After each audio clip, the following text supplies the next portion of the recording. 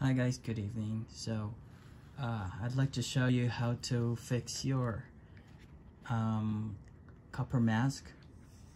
Since this is already fixed, so say for example this is your new copper mask that is not yet assembled. So it looks like this. So all you gotta do is just to how do you call this, fix it together, put it together, and tape in the adhesive copper mask sticker, this one right here. So it should look like this.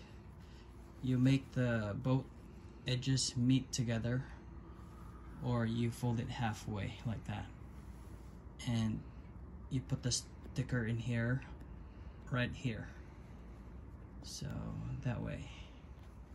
So that's how it looked like this. So sticker here, and on the other side right here. So you fold it and make the edges meet, and you put the other sticker right here, that way.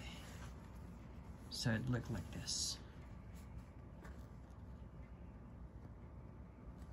Alright, so I hope that helps you. Thanks for watching my vlog. Please subscribe and like and share. Thank you.